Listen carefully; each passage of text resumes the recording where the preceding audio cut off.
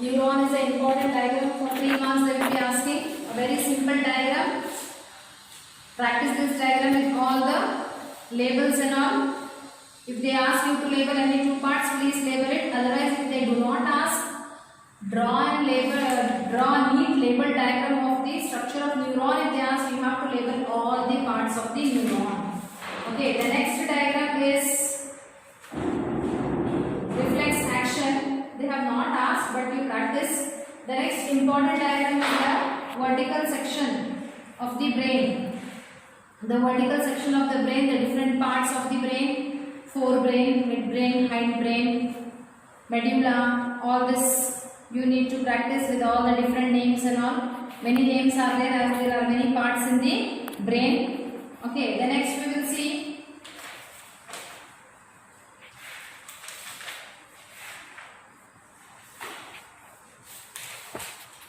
that's all. Two diagrams are important in this lesson. Now we will come to the important questions what may likely come in the exam. Okay, the first one is the structure of the neuron. Structure of neuron is very important. Explain the structure of neuron also they may ask. Okay, structure of neuron. Structure of neuron. Practice the diagram properly. Okay, this is the cell body. Cell body. The cell body gives out many branches. Those branches are known as dendrites. Cell body encloses a nucleus. Cell body gives out a very long extension that is known as axon, covered with myelin sheath. Axon ends with nerve endings. Okay, you can see in the diagram and practice properly. Okay, how the neuron works.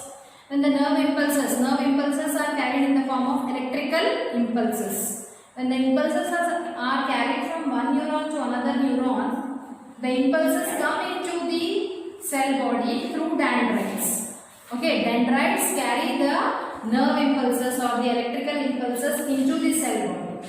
And if the nerve impulses have to leave the cell body, it leaves through the axon. Okay, the nerve impulse come into the cell body through dendrites and leave from the cell body through the axon and goes to the adjacent neuron. So that is the functioning, the structure. Next we will come to the reflex action. What is reflex action? They may ask definition of reflex action. The immediate responses what we show to a particular stimulus is known as reflex action. Without thinking, without our knowledge, we do so many actions. So the center for reflex action is the spinal cord. Okay, here you can see the structure of the spinal cord. Okay, so what are the components involved in the reflex action also they may ask.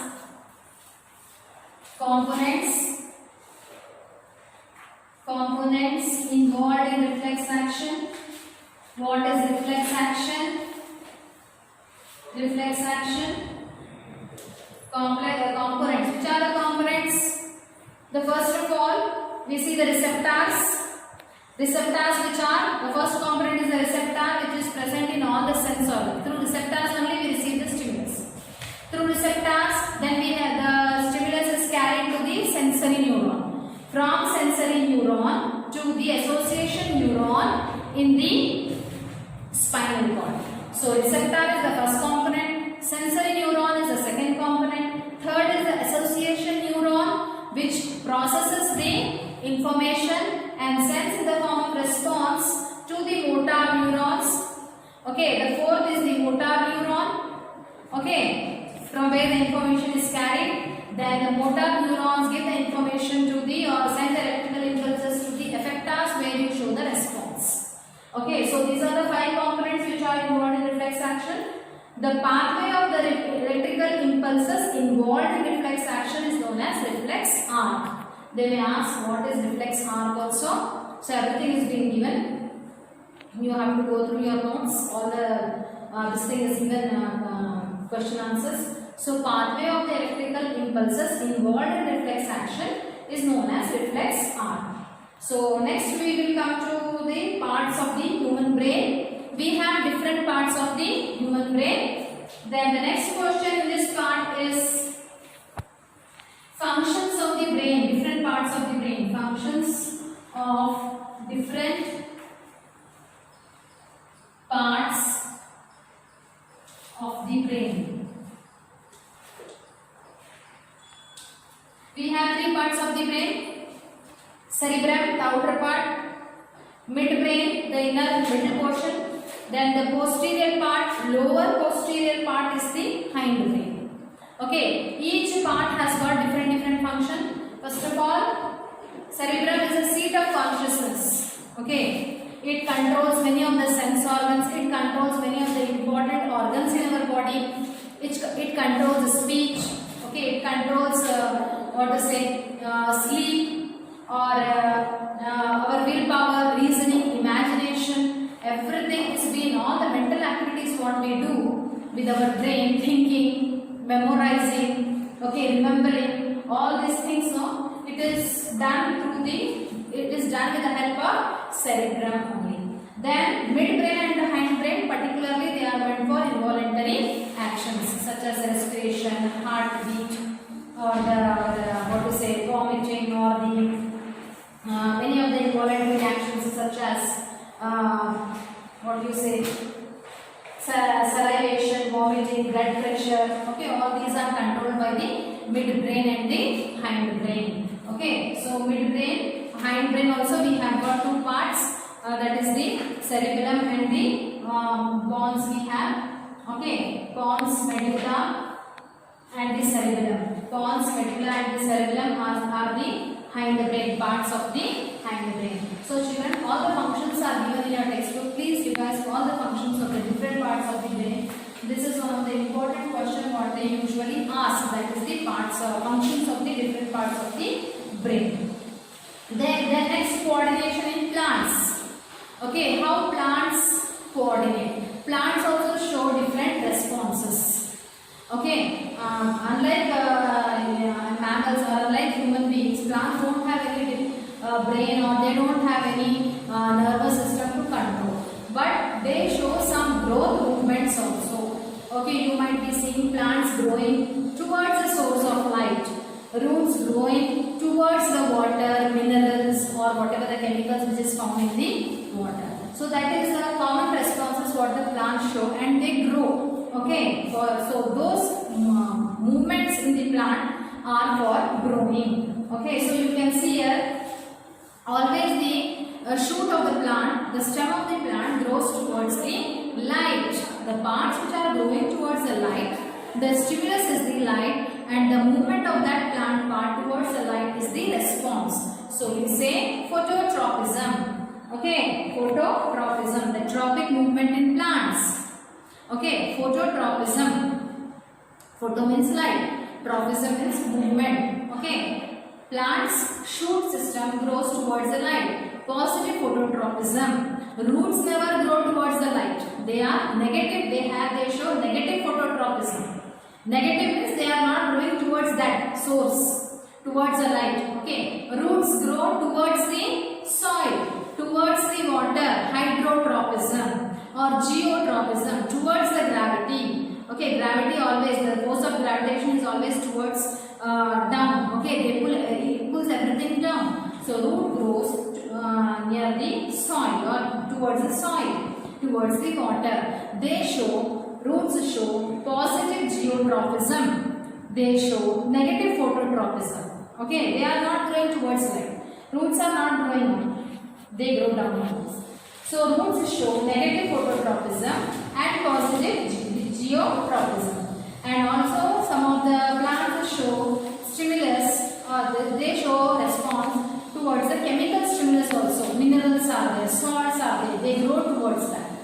Okay, so that is chemotropism, growing towards the chemicals. For example, a pollen falls on the stigma. Okay, so a pollen grows. Okay, a chemical stimulation takes place on the stigma. Some chemical reaction takes place on the stigma. So because of that chemical stimulus only, the pollen tube grows inside this style of the flower. Inside the style of the flower, reproductive part of the flower, female reproductive part of the flower, that is one of the pistil. We say style is one of the part of the pistil. Inside the pistil what grows? Pollen tube grows. How it grows? It is because of the chemical which is produced on the stigma. So because of release of some chemicals also, there is movement in the plants. Such movement is known as chemotropism. Hydrotropism, moving towards water. Okay, the parts of the plants move towards the presence of water. That is hydrotropism. So those are the growth points. Plants not only grow because of the stimulus, they also grow because of the hormones. We have important hormones. They may ask these plant hormones for 1 mark. We have different plant hormones which bring about different coordination in plants. Okay, whether it is ripening of fruits, flowering, maturing of leaves, or growing of new leaves, growing of new tissues on the mature area.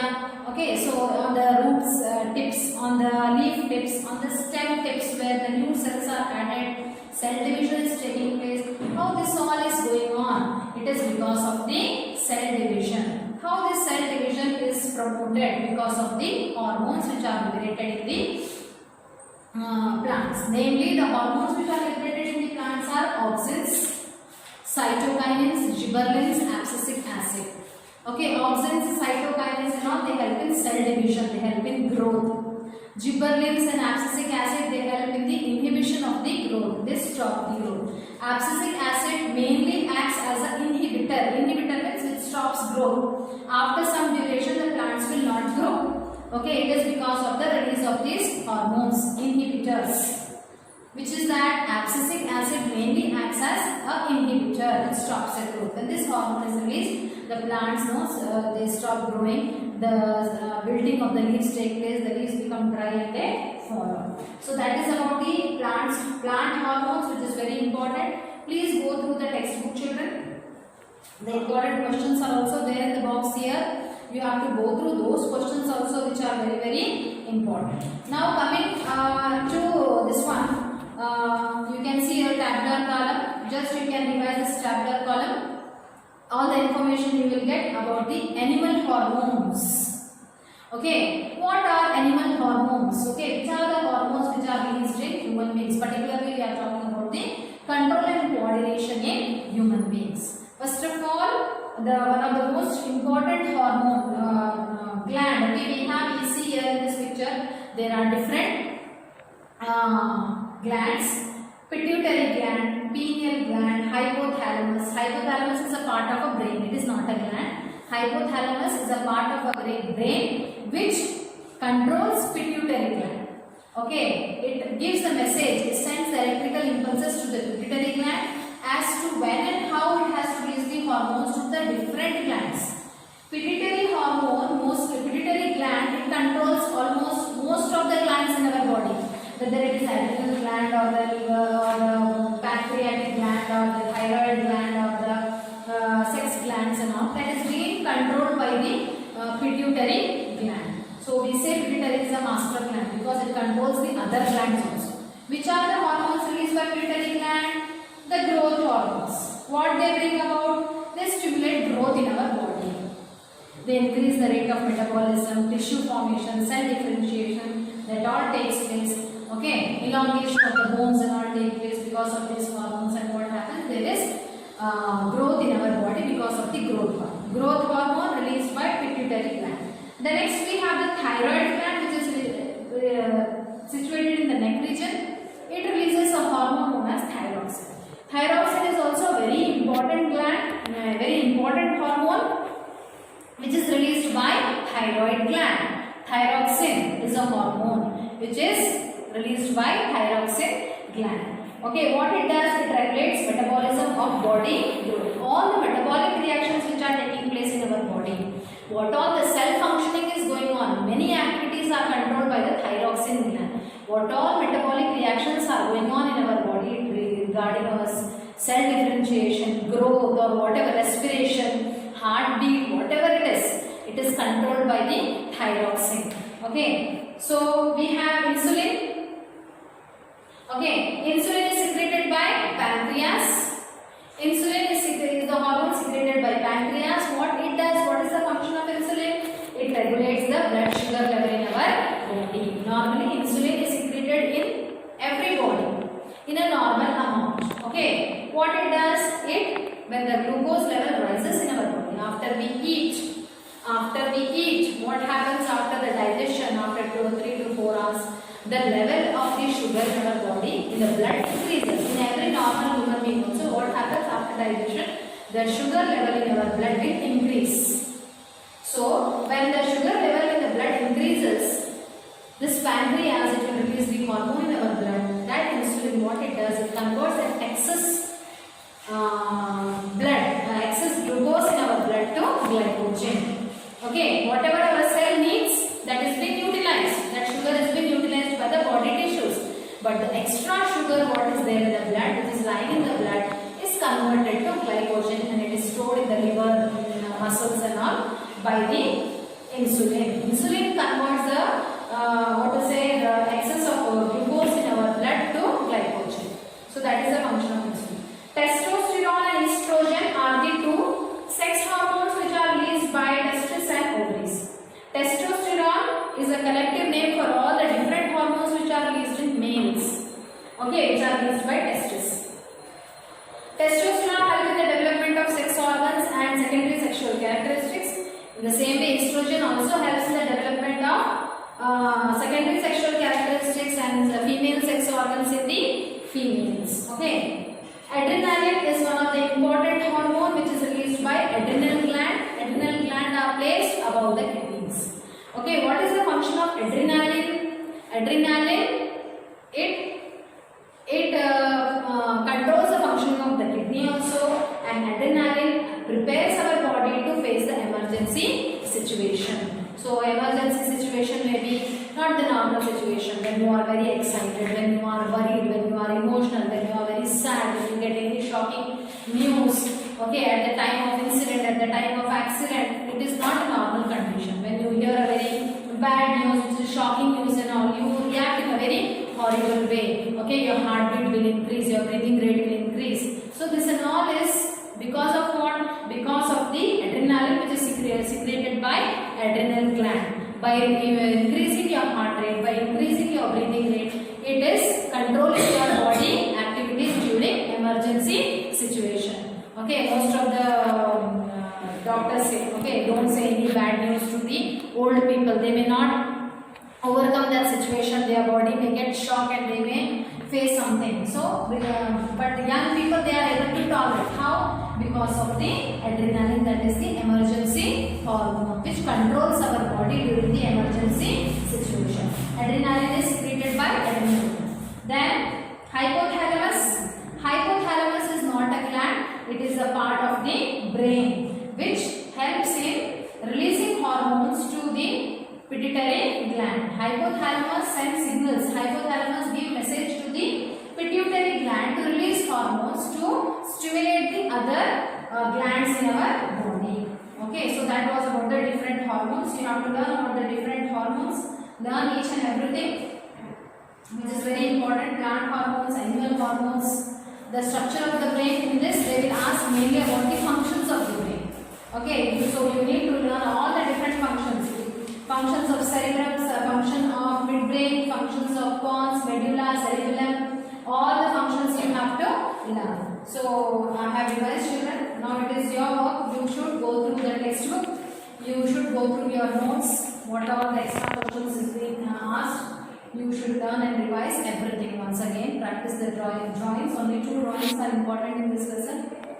One will be 4 marks drawing, one will be 3 marks drawing. So practice the diagram, children, in this lesson. Biology, many diagrams are are there. Biology and physics, many diagrams are there.